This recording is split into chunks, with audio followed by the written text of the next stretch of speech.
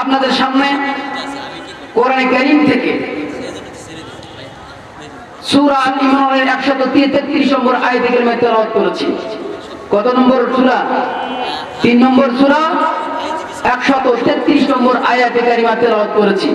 আপনাদের সামনে সংক্ষিপ্তভাবে আজকের এই আয়াত কারিমা নিয়ে আপনাদের সামনে আলোচনা করব ইনশাআল্লাহ। আমা তৌফিকি ইল্লা বিল্লাহ।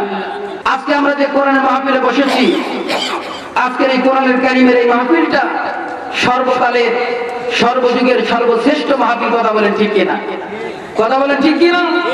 কোরআনে কারীম এমন একখানা কিতাব, যেই কিতাবের মধ্যে মানব জীবনের জন্য যা দরকার, মানব জীবনের জন্য যা দরকার আল্লাহ রাব্বুল আলামিন এর মধ্যে খুলে খুলে বর্ণনা করেছেন। বলেন সুবহানাল্লাহ।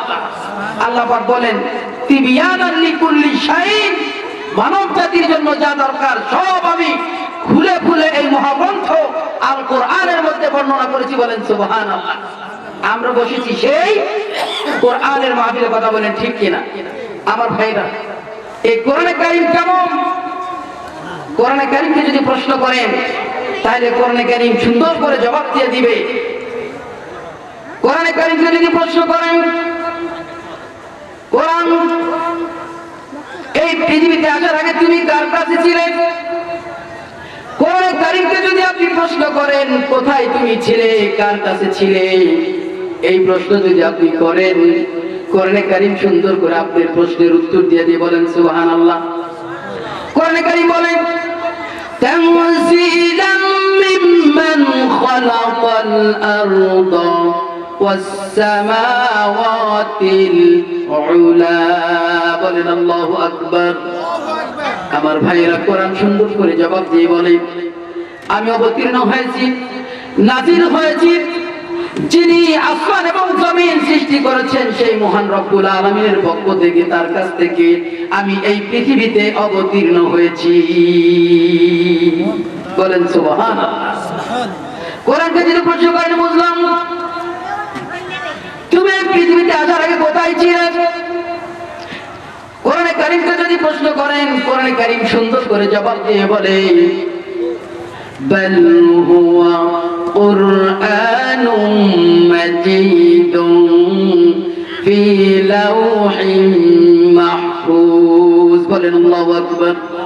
কোরআনে কারীম বলে পৃথিবীতে আসার আগে আমি লাওহে মাহফুজে সংরক্ষিত ছিলাম। বলেন সুবহানাল্লাহ।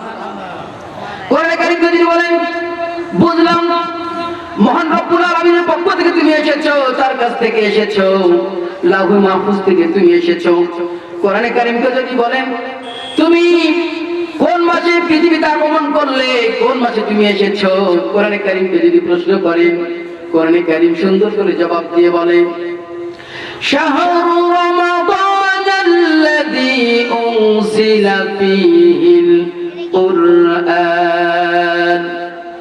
সুন্দর করে বলে আমি মাহে রমজান মাসে, এই কোরআনুল কারীম আমি মাহে রমজান মাসে পৃথিবীতে অবতীর্ণ হয়েছি, আগমন করেছি। কোরআন যদি বলেন বুঝলাম আল্লাহ পাকের পক্ষ থেকে এসেছো, লাওহে মাহফুজ থেকে এসেছো, মাহে রমজান মাসে এসেছো। কিন্তু মাহে রমজান মাসে তো দিন আছে, রাত আছে। কথা বলেন ঠিক কিনা? দিন আছে, রাতও আছে। ও কোরআন, তোমার কাছে প্রশ্ন, তুমি রাতে আসলে না দিনে আসলে? কোরআনে কারীমকে যদি প্রশ্ন করেন, কোরআনে কারীম সুন্দর করে জবাব দিয়ে বলে আমি মাহে রমজান মাসে লাইলাতুল কদর রাত্রিতে এসেছি। বলেন সুবহানাল্লাহ। আল্লাহ পাক বলেন কোরআনে কারীমের মধ্যে এসেছে, আল্লাহ পাক বলেন ইন্না আনজালনাহু ফি লাইলাতিল কদর। কোরআনে কারীম বলে আমি মাহে রমজান মাসে লাইলাতুল কদরের রাত্রিতে এই পৃথিবীতে এসেছি। কোরআনকে বলেন কোরআন বুঝলাম, কিন্তু তুমি পৃথিবীতে আসলে, এই পৃথিবীতে আসার উদ্দেশ্যটা কি, মিশনটা কি, কি কারণে তুমি আসলে? কোরআনকে যদি প্রশ্ন করেন, কোরআনে কারীম সুন্দর করে জবাব দিয়ে বলে লিতুখরিজান নাসা মিনাজ-যুলুমাতি ইলান নূর। বলেন আল্লাহু আকবার। কোরআনে কারীম বলে এই পৃথিবীতে আগমনের উদ্দেশ্য মিশন হলো যে যারা অন্ধকার পথে চলবে, বাঁকা পথে যারা চলবে, কোরআন হাদিস বাদ দিয়ে ইসলাম বাদ দিয়ে যারা চলবে, শয়তানের পথে যারা চলবে, তাদেরকে আমি কোরআন অন্ধকার থেকে, বাঁকা পথ থেকে, শয়তানের পথ থেকে তাদেরকে টেনে বের করে আমি কোরআনুল কারীম ঈমানদারদেরকে সরল সঠিক পথের দিশা দিব। বলেন সুবহানাল্লাহ। তাদেরকে আমি অন্ধকার থেকে বের করে নিয়ে আমি কোরআনুল কারীম ঈমানদারদেরকে, মুসলমানদেরকে আমি সঠিক পথের দিশা, হেদায়েতের পথেও ইহদিনাস সিরাতাল মুস্তাকিম, সেই পথে পরিচালিত করার জন্য আমি কোরআন এই পৃথিবীতে অবতীর্ণ হয়েছি, এই পৃথিবীতে আগমন করেছি। বলেন সুবহানাল্লাহ। আমার ভাইরা, সেই কোরআনে কারীম থেকে আপনাদের সামনে সূরা আল ইমরানের 133 নম্বর আয়াতে কারিমা কি করেছি? তেলাওয়াত করেছি। আল্লাহ রাব্বুল আলামিন এই আয়াতের ভিতরে আল্লাহ রাব্বুল আলামিন দুইটা জিনিসের প্রতি প্রতিযোগিতা করতে বলেছেন। কয়টা জিনিস? কথা বলেন, কয়টা জিনিস? দুইটা জিনিসের প্রতি আল্লাহ রাব্বুল আলামিন বলেছেন, তোমরা কি করো ঈমানদারেরা, ও মুসলমানেরা, তোমরা দুইটা জিনিসের প্রতি কি করো? প্রতিযোগিতা করো, দৌড়াও। সেই দুইটা জিনিস কি? আপনাদের সামনে মোটামুটি ভাবে কিছু আলোচনা করার চেষ্টা করব ইনশাআল্লাহ।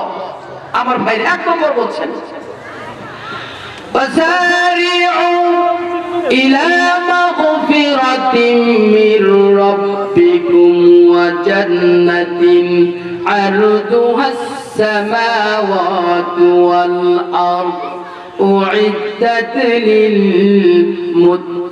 للمتقين।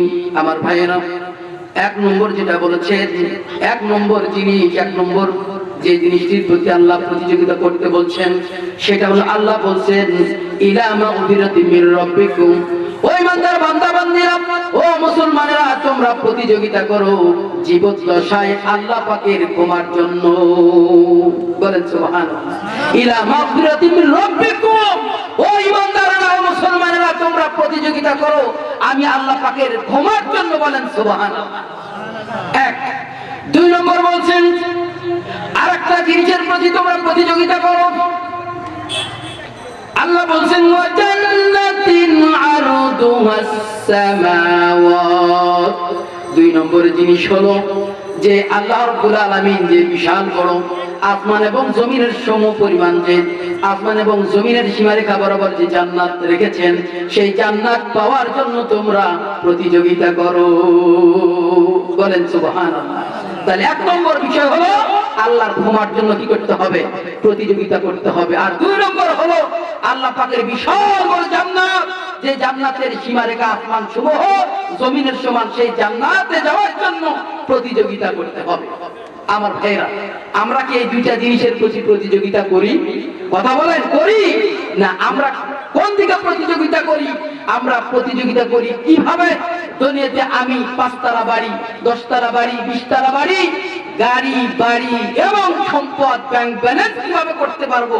আমার ছেলে কিভাবে ইঞ্জিনিয়ার হবে? আমার ছেলে কিভাবে ডক্টর হবে? আমার ছেলে কিভাবে ভালো পজিশনে যাবে?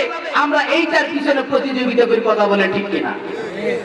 কিন্তু আল্লাহ বললেন দুনিয়ার পিছনে প্রতিযোগিতা নয়, প্রতিযোগিতা করতে হবে আল্লাহর ক্ষমা এবং বিশাল বড় আল্লাহ পাকের জান্নাতের জন্য। কথা বলেন, ঠিক কিনা? আমার ভাইরা, আল্লাহ রাব্বুল আলামিন বলেন তোমরা ক্ষমার জন্য প্রতিযোগিতা করো। আল্লাহ রাব্বুল আলামিন ক্ষমা দেওয়া সম্পর্কে, তওবা সম্পর্কে বলেন বান্দাদেরকে ক্ষমা করে দিবেন। এই জন্য আল্লাহ পাক ঘোষণা করেছেন লা তাকনাতু মির রাহমাতিল্লাহ ইন্নাল্লাহা ইয়াগফিরুদ যুনুবা জামিআ ইন্নাহু হুয়াল গফুরুর রহিম। বলেন আল্লাহু আকবার। আমার ভাইরা, আল্লাহ রাব্বুল আলামিন বলেন যে তোমরা কি পরিমাণ গুনাহ করেছো, তোমাদের গুনাহ চাইতে আমি আল্লাহ পাকের রহমত অনেক বেশি। এই জন্য তোমরা আমার রহমত থেকে তোমরা নিরাশ হইও না। লা তাকনাতু মির রাহমাতিল্লাহ, আমি আল্লাহ পাকের রহমত থেকে, আমি আল্লাহ পাকের দয়া থেকে তোমরা নিরাশ হইও না।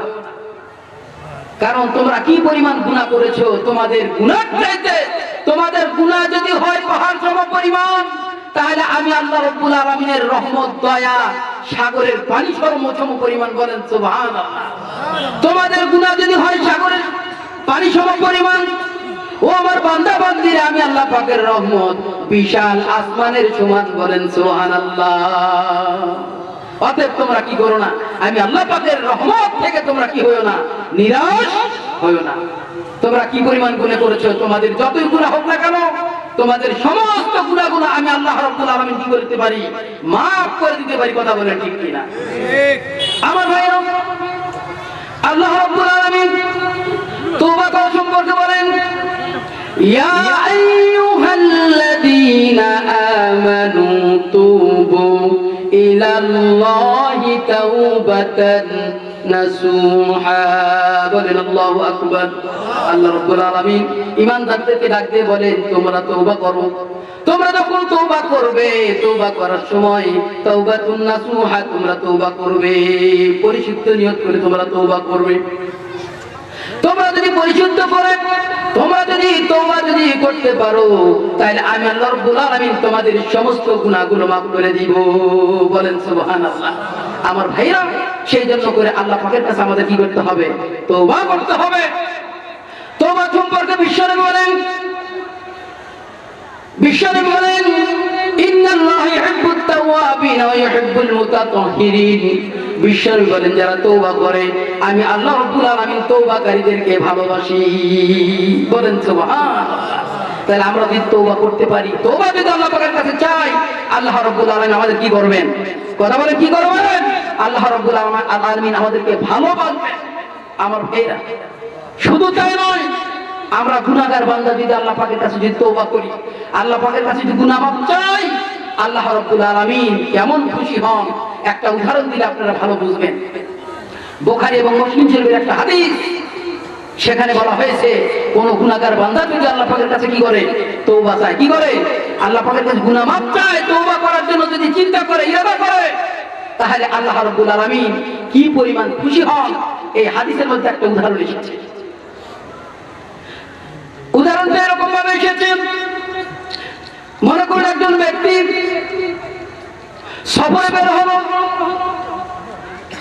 তার যাবতীয় খাদ্য পানি যা দরকার, ঘোড়া সাজিয়ে তার খাদ্য পানি যা কিছু দরকার সব কিছু নিয়ে ঘোড়া নিয়ে যখন তিনি রওনা করলেন, যাইতে যাইতে যাইতে যাইতে অনেক দূর পর্যন্ত চলে গেছেন, কোন লোকজন নাই, একেবারে জনমানবহীন এমন একটা এলাকা, চতুর্দিকে কোনো মানুষজন নাই। এই ব্যক্তি যাইতে যাইতে ক্লান্ত হয়ে যাওয়ার পরে চিন্তা করলো, আমি এখানে একটু রেস্ট নেই, একটু আরাম নেই, একটু ঘুমিয়ে নেই, একটু আরাম নেওয়ার পরে পরবর্তীতে আমি এখান থেকে চলে যাব।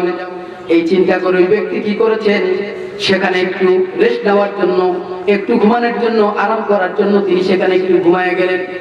আমার ভাইয়েরা, যখন তিনি ঘুমায় গেলেন, কিন্তু ঘুম থেকে উঠে তাকে তার যে ঘোড়া ছিল খাদ্য পানি সহ, তার ওই ঘোড়াটি আর সেখানে নাই, হারিয়ে গেছে। কি হয়ে গেছে, হারিয়ে গেছে। কিন্তু এমন একটা এলাকা যেখানে কোনো মানুষ নাই, এটি চতুর্দিকে শুধু অনেক দূর পর্যন্ত মানুষ।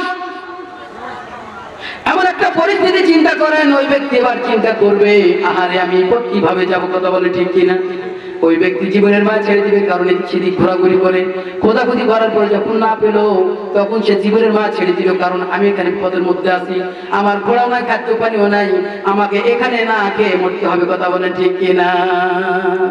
হাদিসের মধ্যে ভাবে এসেছে যে তার জীবনের মায়া ছেড়ে দিয়ে তিনি আবার সেখানে গিয়ে, যেখানে তিনি ঘোড়া হারিয়েছিলেন, আবার সেখানে গিয়ে জীবনের মায়া ছেড়ে দিয়ে আবার তিনি সেখানে আবার ঘুমিয়ে গেলেন।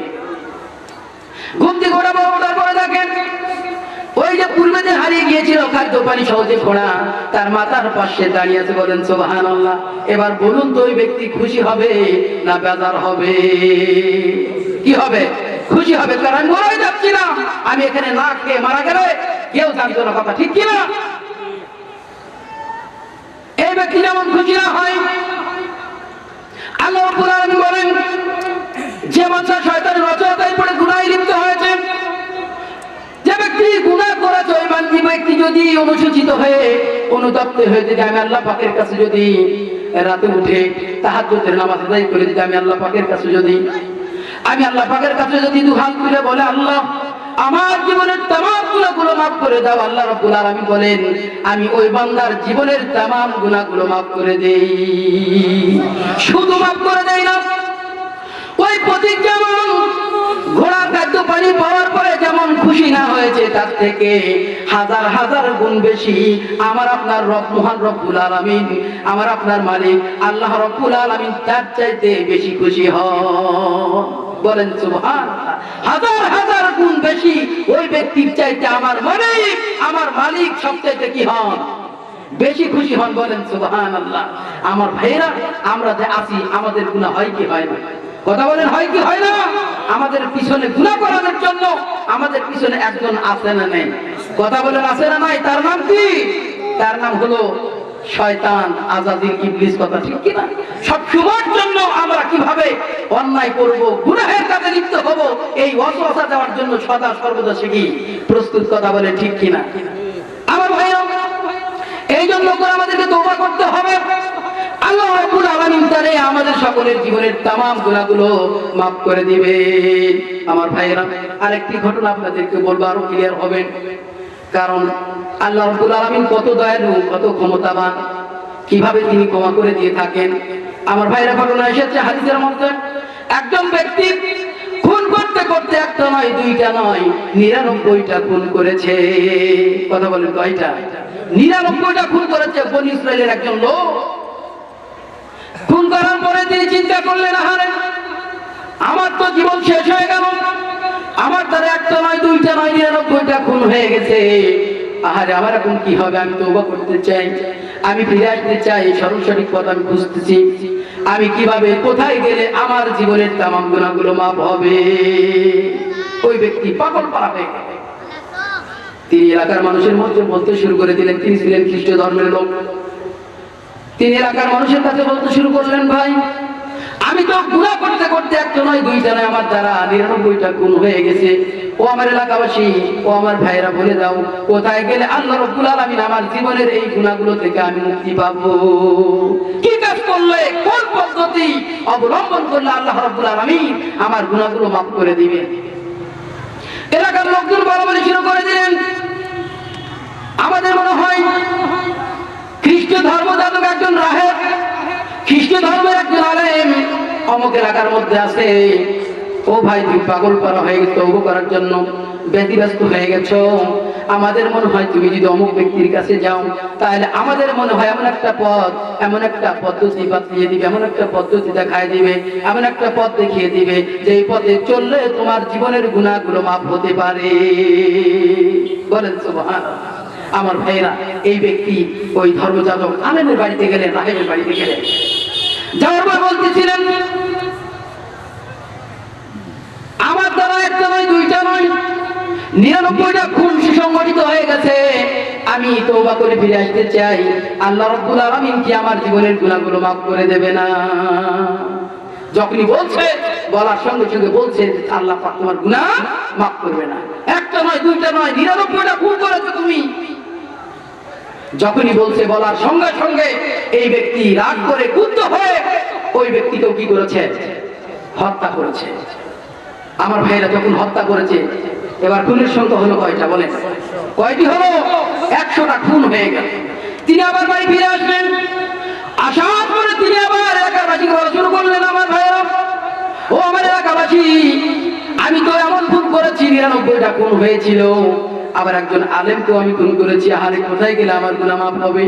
আমাকে বলে দাও কোথায় গেলে আমি এই গুনাহ থেকে মুক্তি পেতে পারি? এলাকার লোকজন বলল, আমাদের মনে হয়। আর একজন দ্বিতীয় আলেমের বাড়ির কথা বললেন। একজন আলেম, দ্বিতীয় আরেকজন বড় আলেম, তার কথা বললেন, অমুক এলাকার মধ্যে আছে, অমুক বস্তিতে আছে। আমাদের মনে হয় তুমি যদি ওই বড় আলেমের কাছে যাও, তাহলে অবশ্যই অবশ্যই তোমাকে এমন একটা পথ দেখিয়ে দিবে, যেই পথে চললে তোমার জীবনের গুনাহগুলো মাফ হতে পারে। বলেন সুবহানাল্লাহ। এবার ওই ব্যক্তি পাগল পারা হয়ে তিনি চলে গেলেন দ্বিতীয় আলেমের বাড়িতে। যা বললেন, হুজুর, আমি খুন করতে করতে এমন একটা পরিস্থিতি হয়ে গেছে, 99টা খুন করার পরে একজন আলেমকেও শেষ পর্যন্ত কি করেছি, আমার দ্বারা খুন হয়ে গেছে। হুজুর, আল্লাহ পাক কি আমাকে মাফ করে দেবে না? আমার ভাইরা এই কথা যখন বলেছেন, বলার পরে তিনি বলছেন অবশ্যই আল্লাহ রাব্বুল আলামিন কি মাফ করে দিবে, বলেন সুবহানাল্লাহ। কি করে দিবে? মাফ করে দিবে, কারণ তিনি হলেন কি গফফার, তিনি রহিম। তিনি বলেছেন লা তাকনাতু মির রাহমাতিল্লাহ ইন্নাল্লাহা ইয়াগফিরুয যুনুবা জামিআ ইন্নাহু হুয়াল গফুরুর রহিম। কথা বলে ঠিক কিনা? ও আমার ভাই, তুমি পেরেশানি হও না, ব্যস্ত হওয়ার কিছু নেই। আল্লাহ রাব্বুল আলামিন ঘোষণা করেছেন লা তাকনাতু মির রাহমাতিল্লাহ, আল্লাহ পাকের রহমত থেকে নিরাশ হইতে আল্লাহ নিষেধ করেছেন। অতএব তুমি চিন্তা করো না, পেরেশানি হও না, কারণ আল্লাহ রাব্বুল আলামিন তোমার মতো গুনাহগারকে maaf করে দিতে পারে। বলেন না সুবহানাল্লাহ। আমার ভাইরা যখন এই কথা বলেছেন, বলছে অমুক এলাকার মধ্যে একটা বস্তি আছে। কি আছে? বস্তি আছে। ওই বস্তিতে তুমি গিয়ে সেখানে কিছু লোকজন আছে, তারা সদা সর্বদা আল্লাহ পাকের ইবাদতের মধ্যে মশগুল আছে, লিপ্ত আছে। তুমি সেখানে গিয়ে তাদের সাথেও কি করবে? আল্লাহ পাকের ইবাদত করবে। এবার কি করলেন ওই ব্যক্তি? বাড়ি থেকে, ওই দ্বিতীয় আলমের বাড়ি থেকে ওই বস্তির দিকে রওনা করলেন। এবার যখন তিনি রওনা করলেন, আল্লাহ রাব্বুল আলামিন আজরাইল ফেরেশতাকে বলে দিল, ও আমার বান্দা, আমার আজরাইল ফেরেশতা, যাও যাও, আমার পাগল বান্দা বাড়ি থেকে বের হয়েছে খালেস নিয়তে, সহি নিয়তে। এবার ওই বস্তির দিকে যাচ্ছে। ওই বস্তিতে যাওয়ার আগেই তুমি তার জানটা কবজ করে নিয়ে আসো। কি করো? তার জানটা কবজ করে নিয়ে আসো। এই কথা যখন বলেছে, আজরাইল সালাম সাথে সাথে কি করে? কাজ করে কি করে না? আল্লাহ রাব্বুল আলামিন হুকুম দিলে 1 মিনিট আগে পরে হবে না সময় মতো হবে? কথা বলেন, এই সময় মতোই হবে না। এবার মালাকুল মউত আজরাইল চলে গেছে ওই ব্যক্তির কাছে। ওই ব্যক্তি হেঁটে হেঁটে যাচ্ছিলেন, মালাকুল মউত যখন তাকে আক্রমণ করেছে, এবার ওই ব্যক্তি দৌড়ায় দৌড়ায় যাচ্ছে। এমনকি অবশেষে তিনি হামাগুড়িতে তার সিনাকে ওই বস্তির দিকে এবং বস্তির দিক করে সর্বশ্রেষ্ঠ অর্থাৎ সর্বশেষ চেষ্টা করে তিনি সামনের দিকে অগ্রসর হচ্ছিলেন। এমত অবস্থায় ওই ব্যক্তির জানটাকে মালাকুল মউত আজরাইল আলাইহিস সালাম কবজ করে নিলেন। আমার ভাইরা যখন তার জানটা কবজ করে নিবে, হাদিসের মধ্যে এসেছে কোন ভালো মানুষ, ইমানদার মানুষ, নেককার মানুষ, তার যদি জান কবজ হয়, কবজ হয়ে যাওয়ার সময় মালাকুল মউত আজরাইল আলাইহিস সালাম জান্নাত থেকে রহমতের ফেরেশতাদেরকে সাথে করে নিয়া জান্নাতি পোশাক নিয়া ওই ব্যক্তির সামনে এসে বসে যান। বলেন সুবহানাল্লাহ। ওই ব্যক্তির জানটা এমন সুন্দর ভাবে তার থেকে কবজ করে নেওয়া হয়। হাদিসের মধ্যে এসেছে কোন ছেলে সন্তান মা যেমন দুধ দেয়, দুধ খেতে খেতে যেমন মা যখন সন্তানকে বিছানায় রেখে সেখান থেকে সরে চলে যায়, ছেলে যেমন টের পায় না, বাচ্চা যেমন টের পায় না, ওই ইমানদার ব্যক্তির জানটাকে অনুরূপ করে কবজ করা হয়। বলেন সুবহানাল্লাহ। সঙ্গে সঙ্গে ওই রহমতের ফেরেশতারা এই পবিত্র রূহটাকে, ইমানদার বান্দার রূহটাকে যেন ওই পোশাকের মধ্যে, জান্নাতি পোশাকের মধ্যে পেঁচিয়ে নিয়ে মারহাবা দিতে দিতে প্রথম আসমান, দ্বিতীয় আসমান, তৃতীয় আসমান, চতুর্থ, পঞ্চম, ষষ্ঠ আসমান ভেদ করে আরশে আজিম আল্লাহ পাকের কাছে নিয়ে যায়। বলেন আল্লাহ পাক, এই যে আপনার প্রিয় বান্দার রূহ, পবিত্র রূহ কোথায় রাখবো? আল্লাহ পাক বলেন যে ইল্লিয়িন নামক স্থানে রেখে দাও। বলেন সুবহানাল্লাহ।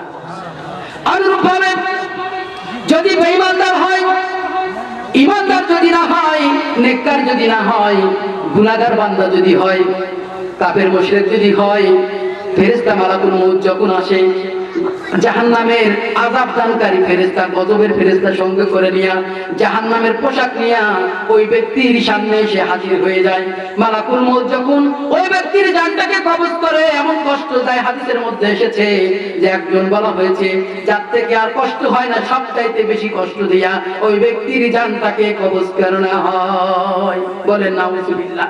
হাদিসের মধ্যে এসেছে কোন একটা বকরি, কোন একটা গরুকে যদি, জীবন্ত পশুকে কি করা হয়, জবে না করে তার শরীর থেকে যদি চামড়া খোলা হয়, খাল খুলে নিয়ে এবং লবণ করতে কষ্টদায়ক যে বস্তুগুলো আছে সেইগুলো তার গায়ে লাগাই দেওয়ার পরে যে কষ্ট না হয়, তার থেকে হাজার হাজার বেশি কষ্ট দিয়ে ওই ব্যক্তির রূহটাকে কি করা হয়, কবজ করা হয়। জান কবজ করার সাথে সাথে মালাকুল মউতের হাত থেকে আযাব দানকারী ফেরেশতারা জাহান্নামের পোশাকের মধ্যে ওই রূহটাকে পেঁচিয়ে নেওয়ার জন্য প্রতিযোগিতা করে পেঁচিয়ে নিয়ে ভৎসনা করতে করতে প্রথম আসমান, দ্বিতীয় আসমান, তৃতীয়, চতুর্থ, পঞ্চম এভাবে ভেদ করে আরশে আজিম আল্লাহ পাকের কাছে নিয়ে যাওয়ার পরে বলেন আল্লাহ পাক এই অমোঘ বদাত্মা কোথায় রাখবো, তখন আল্লাহ পাক বলেন তাকে ইল্লিয়িন নামক স্থানে, সিজ্জিন নামক স্থানে এই বদ রূহটাকে রেখে দাও। যে সিজ্জিন নামকটা হচ্ছে সেখানেও কি কষ্ট আর কষ্ট। আমার ভাইয়েরা, আমি বুঝাতে যাচ্ছি এটাই, যে ব্যক্তি তওবা করার জন্য বের হয়েছেন বাড়ি থেকে, এই ব্যক্তির জানটা যখন কবজ করা হলো, দেখা গেল আল্লাহ পাকের রহমতের ফেরেশতারা জান্নাতি পোশাক নিয়ে, আবার ওইদিকে আযাব দানকারী জাহান্নামের ফেরেশতারা, আযাব দানকারী ফেরেশতারা জাহান্নামের পোশাক নিয়ে ওই ব্যক্তির সামনে দুই দলে হাজির। কারণ এই ব্যক্তি খুনি, কথা ঠিক কিনা? কিন্তু আবার সে তওবা করার জন্য বাড়ি থেকে কি খাস নিয়তে কি বাড়ি থেকে বের হয়েছে, কথা বলেন ঠিক কিনা আমার ভাইরা? এবার আযাব দানকারী ফেরেশতারা বলতেছে এই ব্যক্তির রূহটাকে আমরা নিয়ে যাব। তার কারণ হলো এই ব্যক্তি পাপী ব্যক্তি, একটা নয় দুইটা নয়, সে 100টা খুন করেছে, অতএব এই ব্যক্তি জাহান্নামী, এই ব্যক্তির রূহটাকে আমরা নিয়ে যাব। এবার আযাব দানকারী ফেরেশতারা যখন বলছে, এবার রহমতের ফেরেশতারা বলতেছে, তর্ক উপস্থাপন করে যুক্তি করে বলতেছে, না না, এই ব্যক্তির রূহটাকে তোমাদেরকে আমি দেব, আমরা দেব না। কারণ এই ব্যক্তি বাড়ি থেকে তওবা করার নিয়তে, খালেস নিয়তে বের হয়েছে, অতএব এই ব্যক্তির রূহটাকে আল্লাহ রাব্বুল আলামিন তার তওবা কবুল করে নিয়েছেন, অতএব এই ব্যক্তির রূহটাকে আমরা আল্লাহ পাকের কাছে নিয়ে যাব। বলেন সুবহানাল্লাহ। আমার ভাইরা, এবার দুই দল ফেরেশতা কি তর্কে লিপ্ত হয়ে গেল। এরা বলতেছে আমরা নিয়ে যাব, রহমতের ফেরেশতারা বলতেছে আমরা নিয়ে যাব, আর আযাব দানকারী গজবের ফেরেশতারা বলতেছে না না, এই ব্যক্তি খুনি ব্যক্তি, এই ব্যক্তিকে, এই ব্যক্তির রূহটাকে আমরা নিয়ে যাব। আমার ভাইরা, অবশেষে দেখা গেল আল্লাহ রাব্বুল আলামিন একজন ফেরেশতাকে এই দুই দল ফেরেশতার সামনে পাঠায় দিয়া বলতেছেন তোমাদের হইছেটা কি? বলতেছে, তারা বলল এই ব্যক্তি খুন করেছে কয়টা? 100টা। কয়টা? 100টা খুন করেছে, অতএব এই ব্যক্তি জাহান্নামী ব্যক্তি, এই ব্যক্তির রূহটাকে আমরা নিয়ে যাব।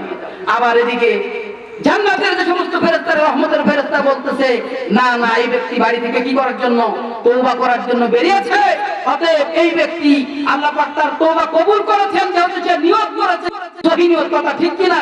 এই ব্যক্তির সমস্ত গুনাহ আল্লাহ মাফ করে দিয়েছে, অতএব এই ব্যক্তির রূহটাকে আমরা নিয়ে যাব। বলেন সুবহানাল্লাহ। আমার ভাইরা, যখন তর্ক শুরু হয়ে গেল, হাদিস শরীফের মধ্যে এসে যখন ওই ব্যক্তি যাচ্ছিলেন, কিন্তু অর্ধেক রাস্তা এখনো তার যাওয়া হয় নাই। আল্লাহ রাব্বুল আলামিন কিতাবের মধ্যে এসেছে, আল্লাহ পাক ওই যে বস্তিতে যাচ্ছিল সেই বস্তিকে বললেন আমার বান্দা তওবা করার জন্য বেরিয়েছে, এখনো অর্ধেক রাস্তা যেতে পারে নাই, অতএব ও বস্তি তুমি ওই ব্যক্তির দিকে এগিয়ে আসো। আর ওই দিক থেকে যে দ্বিতীয় আলেমের বাড়ি থেকে রওনা দিয়েছে, ওই বস্তিকে বললেন বস্তি তুমি একটু পিছনের দিকে চলে যাও। অথবা আরেকটা বর্ণনা এসেছে আল্লাহ রাব্বুল আলামিন এমন একটা ভূমিকম্প তৈরি করে দিলেন যেখানে তিনি মৃত্যুবরণ করলেন, মালাকুল মউত যেখানে তাকে ধরেছে, আল্লাহ রাব্বুল আলামিন মাটিকে বললেন যে আমার এই প্রিয় বান্দাকে তুমি একটু ঝাঁকুনি দিয়ে সামনের দিকে অগ্রসর করে দাও, যাতে করেছে অর্ধেকের চাইতে বেশি পরিমাণ চলে যায়। বলেন সুবহানাল্লাহ। অবশেষে দেখা গেল ফেরেশতারা তর্কে লিপ্ত হওয়ার পরে ওই যিনি বিচারক হিসাবে যিনি আসলেন বিচার করার জন্য, উনি এসে বললেন তোমরা এক কাজ করো, দ্বিতীয় আলেমের বাড়ি থেকে এই পর্যন্ত মাপো, আর এখান থেকে যে যেখানে যাচ্ছিল যেই দ্বিতীয় আলেমের যে বস্তি ইবাদত হচ্ছে সেই পর্যন্ত মেপে যদি সে বেশি এসে থাকে তাহলে সে ব্যক্তি গণ্য হবে, সে ব্যক্তি গণ্য হবে তোবা ক্ষমা অর্থাৎ গুনাহ তওবাকারীর মধ্যে গণ্য হবে, ওই ব্যক্তি হবে আল্লাহ পাকের জান্নাতি মেহমান। বলেন সুবহানাল্লাহ। পরে দেখা গেল মাপার পরে দেখা গেল ওই ব্যক্তি যে অর্ধেকের চাইতে এক বৃহৎ পরিমাণ সামনের দিকে অগ্রসর হয়ে গেছে। বলেন সুবহানাল্লাহ। আমার ভাইরা, আমি আপনাদেরকে বুঝাতে চাইতেছি এটাই, আমরা তো ওই পরিমাণ গুনাহ করি নাই, কথা ঠিক কিনা?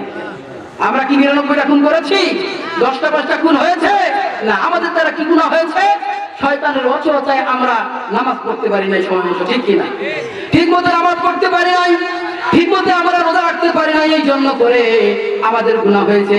কিন্তু আমরা যদি আল্লাহ পাকের কাছে যদি আমরা তওবা করি, তওবা করার মতো তওবা করলে আল্লাহ রাব্বুল আলামিন আমার আপনার জীবনের তেমন গুনাহ মাফ করে দিবে, কথা ঠিক কিনা? আমার ভাইরা, এই জন্য করে আল্লাহ বলছেন ইলা মাগফিরাতিম মির রাব্বিকুম, তোমরা প্রতিযোগিতা করো কিসের জন্য? আল্লাহ পাকের ক্ষমার জন্য। বলেন সুবহানাল্লাহ। আমার ভাইরা, দ্বিতীয়টা প্রতিযোগিতা করার জন্য বলছেন ওয়া জান্নাতিন আরদুহাস সামাওয়াতু ওয়াল আরদ, এমন জান্নাত যার সীমারেখা আসমান সমূহ জমিনের সমান। বলেন সুবহানাল্লাহ। আমার ভাইরা, আমরা কি সেই জান্নাতে যেতে চাই? কথা বলেন, যেতে চাই? আমরা যদি জান্নাতে যেতে চাই তাহলে আমাদের ইবাদত করার দরকার আছে না নাই? আমার ভাইরা, আমরা সেই জান্নাতের দিকে কি করতে হবে? প্রতিযোগিতা করতে হবে। কথা বলেন ঠিক কিনা? আর এই প্রতিযোগিতা করতে হলে আমাদের কি করতে হবে? ইবাদত করতে হবে। কথা বলেন ঠিক কিনা? আমার ভাইরা, আসমান এবং সমূহ জমিন সমান এই জান্নাত, আমি একটু বলেই আমি শেষ করে দেব ইনশাআল্লাহ। জান্নাতটা কত বড় আল্লাহ বলেছেন একটু খেয়াল করেন।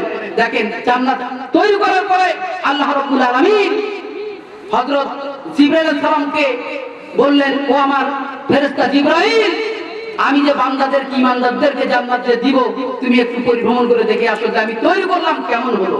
আমরা বাড়ি যখন তৈরি করি, বন্ধু বান্ধব বলি না, যখন বলছেন এবার দেখা গেল জিবরাইল ফেরেশতা 600 পাকা, কতগুলো পাকা? 600 পাকা নিয়ে জান্নাতের এক প্রান্ত থেকে ওড়া শুরু করে দিলেন। উঠতে উঠতে উঠতে উঠতে 6 মাস পর্যন্ত উড়লেন। কত মাস? কথা বলেন, কত মাস? 6 মাস পর্যন্ত ওড়ার পরে সেখান থেকে হাঁপিয়ে গিয়ে ফিরে এসে আল্লাহ পাককে বলতেছেন, আল্লাহ পাক, আমি জান্নাতের কত অংশ দেখেছি। আল্লাহ পাক বললেন, বান্দা, ও আমার ফেরেশতা জিবরাইল, তুমি দেখেছো আমি যে বান্দাদেরকে জান্নাত দেব, সেই জান্নাতের 100 ভাগের 1 ভাগ। বলেন সুবহানাল্লাহ। যখনই বলছে 100 ভাগের 1 ভাগ, এবার জিবরাইল ফেরেশতা আল্লাহ বলতেছেন, আল্লাহ পাক, এত বিশাল বড় জান্নাত এই ছোট্ট মানুষের জন্য কি হবে? এত বড় জান্নাত কি হবে? বলেন সুবহানাল্লাহ। তখন আল্লাহ রাব্বুল আলামিন জবাব দিতে পারতেন না, কিন্তু জবাব না দিয়ে বললেন, তুমি এক কাজ করো, মদিনার মসজিদে যাও, আযান হবে, যে সর্বপ্রথম আসবে ওই ব্যক্তি সবার শেষে মসজিদ থেকে কি হবে? বের হবে। ওই ব্যক্তিকে তুমি বলবে, ভাই বলেন তো এবার জিবরাইল ফেরেশতা কোথায়? তাহলে তুমি উত্তর পেয়ে যাবে। আমার ভাইরা, এবার যখন মদিনার মসজিদে চলে গেলেন, মানুষের রূপ যাবে, জিবরাইল ফেরেশতা চলে যাওয়ার পর আযান হয়ে গেল, এক এক করে মসজিদ ভরে গেল। কিন্তু সর্বপ্রথম যিনি আসলেন, খুব সংক্ষিপ্ত করে বলতেছি, সর্বপ্রথম যিনি আসলেন, আসার পরে তিনি বসে গেলেন, মসজিদ ভরে গেল। এবার নামাজ শেষ হয়ে যাওয়ার পরে সবাই এক এক করে বেরিয়ে গেলেন। যাইতে যাইতে সবার প্রথমে যিনি আসছেন তিনি সবার পিছনে যান। জিবরাইল ফেরেশতা লোক পাইছে কিনা প্রশ্ন করা। কথা বলেন, পাইছে কিনা? বলতেছে, ভাই আপনার সঙ্গে আমার একটু কথা ছিল। বলছে, বলেন। বলতেছে, ভাই বলেন তো জিবরাইল ফেরেশতা কোথায়? আচ্ছা, আমাকে আপনি যদি কেউ প্রশ্ন করে উত্তর দেওয়া যাবে? তিনি ওই ব্যক্তি কি বললেন যে, ভাই ঠিক আছে, আমাকে একটু সময় দিন। কি দেন? আমাকে একটু সময় দিন। বলছে, ঠিক আছে, নেন। সময় নেওয়ার পর তিনি সেজদা দিলেন। সেজদাতে ঘুরে বললেন, ভাই আপনার কাছ থেকে সময় নিয়েছিলাম, আমার একটু সময় হয় না, আর একটু সময় দেন। বলে, ঠিক আছে, নেন। এরপরে তিনি দ্বিতীয় সেজদা দিলেন। এবার উঠে বলতেছেন, ভাই আমি প্রথম সেজদায় ঊর্ধ্ব জগতে আল্লাহ পাকের সৃষ্টিকুল যা কিছু আছে সব কিছু তন্ন তন্ন করে খুঁজে দেখলাম, এর মধ্যে জিবরাইল ফেরেশতা নাই, এবং নিচের জগতে যা কিছু আছে সব কিছু আমি তন্ন তন্ন করে খুঁজে দেখলাম, জিবরাইল ফেরেশতা নাই। এখান থেকে আমি বুঝতে পারি, দুই সেজদার মাধ্যমে আমি এটাই বুঝতে পারলাম যে আসলে প্রথম সেজদা এবং দ্বিতীয় সেজদা, ঊর্ধ্ব জগৎ এবং নিচের জগতে সবকিছু তন্ন তন্ন করে খুঁজে দেখলাম, কোথাও দখল নাই। আমি এবার নিশ্চিত বলতে পারি, আপনি যে আমার সামনে বসে আছেন, আপনি সেই জিবরাইল ফেরেশতা। বলুন সুবহান। আমার ভাইরা, তাহলে চিন্তা করে দেখেন, তাহলে এই ছোট্ট মানুষ ইবাদত করার কারণে আল্লাহ পাক তাকে কত ক্ষমতা দিয়েছে। এই ক্ষমতা দেওয়ার পরে ছোট্ট মানুষের জন্য ছোট জান্নাত দিলে কি হবে? কথা বলেন, হবে? হবে না। হাদিসের মধ্যে এসেছে, সবচেয়ে ছোট জান্নাত এইটা হবে 10টা দুনিয়ার সমান। বলেন সুবহানাল্লাহ। আর সর্বোত্তম জান্নাত, জান্নাতুল ফেরদাউস তো কত বড় হবে এটা আল্লাহ পাকই জানেন, ভালো জানেন। এই জন্য বলছেন যে وسارعوا إلى مغفرة من ربكم وجنة عرضها السماوات والأرض أعدت للمتقين। বলেন আল্লাহু আকবার। আল্লাহ বলছেন, তোমরা প্রতিযোগিতা করো দুইটা জিনিসের জন্য, একটা হচ্ছে ক্ষমা আর একটা হচ্ছে বিশাল বড় জান্নাতের। কিন্তু আমার ভাইরা, আমরা জান্নাতের আর ক্ষমার প্রতিযোগিতা না করে আমরা জীবদ্দশায় প্রতিযোগিতা করতেছি। আমরা কিভাবে বাড়ি করব, কিভাবে গাড়ি করব, কিভাবে 10 টাকা করব, কিভাবে আমার ছেলে ইঞ্জিনিয়ার হবে, কিভাবে আমার ছেলে ডক্টর হবে। কথা বলেন ঠিক কিনা? আমার ভাইরা, সেই জন্য করে আজকে আপনাদের সামনে যে আমি আলোচনা করতে চাচ্ছি, আলোচনা করলাম আজকের এই আয়াত নিয়ে। এখানে দুইটা জিনিসই বলেছেন, আল্লাহ পাকের ক্ষমার দিকে প্রতিযোগিতা করতে হবে, দৌড়াতে হবে, আর আল্লাহ পাকের ওই জান্নাতের দিকে, যে জান্নাতের সীমারেখা আসমান সমূহ জমির সমান। কথা বলেন ঠিক কিনা? আমার ভাইরা, এই জান্নাত যদি আমরা পেতে চাই তাহলে কি ইবাদত করার দরকার আছে না নাই? কথা বলার দরকার আছে না নাই? এই জন্য করে আল্লাহ রাব্বুল আলামিন সেই বিশাল বড় জান্নাত পাওয়ার জন্য যে যতটুকু ইবাদত করা দরকার সেই পরিমাণ ইবাদত করে আমাকে আপনাকে সেই কবরে শায়িত হওয়ার তৌফিক দান করুন। আমরা সকলে বলি আমিন। ওয়া আখিরি দাওয়ানা আলহামদুলিল্লাহি রাব্বিল আলামিন। আসসালামু আলাইকুম ওয়া রাহমাতুল্লাহি ওয়া বারাকাতুহু।